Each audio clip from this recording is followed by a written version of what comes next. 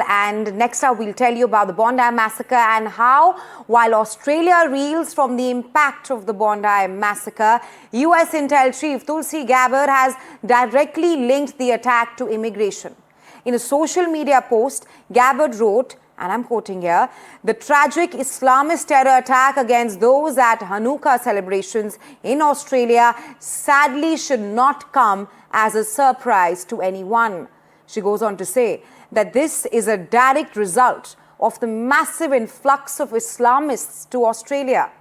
She goes on to describe Islamists as the greatest threat to the freedom, security, and prosperity of the United States of America and the entire world. The US Intel Chief does not stop there. She further goes on to say that it is perhaps too late for Europe and even Australia, however, not too late for the United States of America.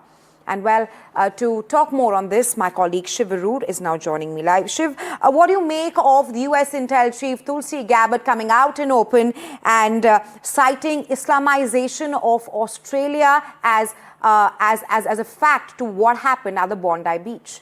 This is very much in alignment with what the Trump administration has been arguing. You've got Tulsi Gabbard, who's the Director of National Intelligence, blaming Islamism and, the en masse immigration of Islamists into societies like Europe and Australia as being the reason for this increasing number of terror attacks and radicalization. That has proven to be true. It's something that India has also agreed with in the past as well.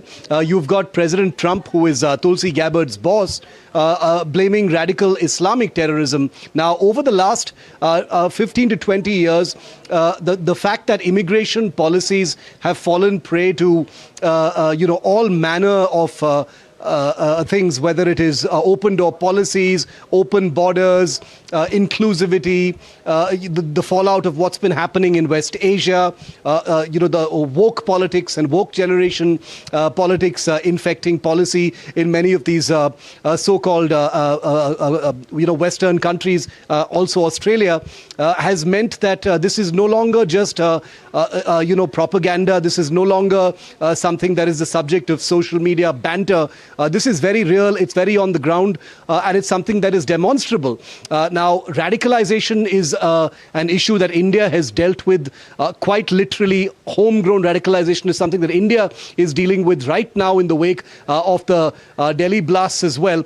But the immigration issue is what makes Tulsi Gabbard's words stand out just a little bit more, because many of her critics will see this as the Trump administration and Tulsi Gabbard no less using what has happened on Bondi Beach as a way to reinforce some of the more controversial and contentious measures and steps that the Trump administration plans to take in the near future concerning the United States. And I think using words like Islamism, radical Islamic terrorism, it doesn't come easy in the current global political climate, I can tell you. And that's the reason why it stands out. Right, Shiv, thanks for sharing your insights on this. Tulsi Gabbard clearly sounding the alarm on Islamic extremism in Australia.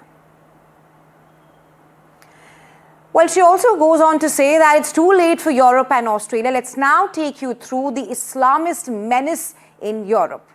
Now, in the United Kingdom, that's in the year 2023, Leeds hospital bomb plot to detonate pressure cooker explosive. Then in 2025, in Manchester, synagogue car ramming on Yom Kippur claiming 2 lives. These are the incidents that have happened in Europe in the past few years. Then in Germany, 2024, Zolligin knife attack by Syrian ISIS supporter, and that attack injured a dozen and also claimed 3 lives.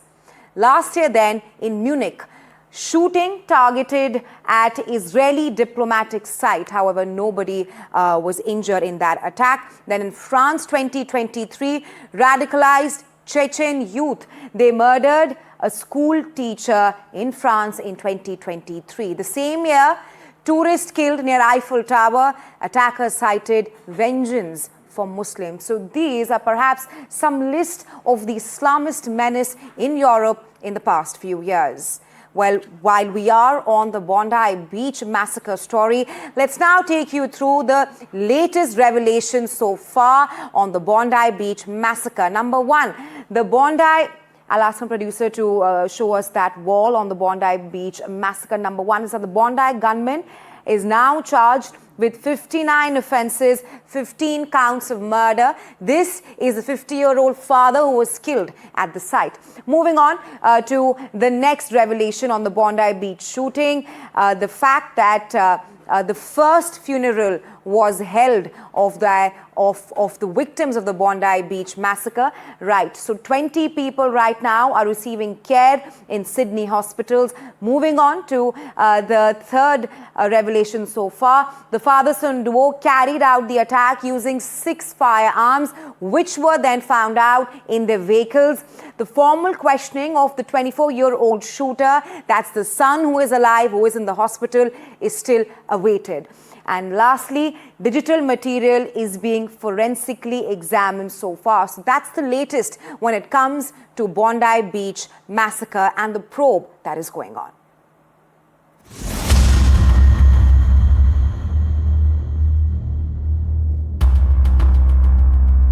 The Bondi Beach attack has once again pushed the global spotlight on the threat of Islamic terrorism and reignited the sharp political debate on radicalisation and security.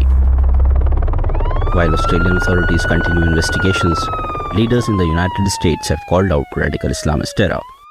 In Australia, as you know, that was a terrible attack, 11 dead, 29 badly wounded, and that was an anti-Semitic attack, obviously. And I just want to pay my respects to everybody. You probably read it's been a very, very brave person, actually, who went and attacked frontally one of the shooters and saved a lot of lives. So, very brave person who's right now in the hospital, pretty seriously wounded. So, great respect to that man that did that. U.S. Director of National Intelligence Tulsi Gabbard called Islamic extremism the greatest threat to global freedom, linking recent attacks to unchecked migration and warning that democracies must act before it's too late. Former US Secretary of State Mike Pompeo echoed similar concerns, saying reluctance to name Islamic extremism only emboldens terrorists. Australian Prime Minister Anthony Albanese has said that Sajid Akram and Naveed Akram, the father-son duo who killed 15 people on Sydney's Bondi Beach during a mass shooting, appeared to be driven by Islamic State ideology. Australian police are also investigating a trip taken by the two suspects to the Philippines in the month before the attack. Sajid and Naveed Akram declared the southern city of Davao as their final destination and booked return flights to Sydney. Davao is a large city on the island of Mindanao, a region where Islamist groups have historically operated. NDTV Bureau Report.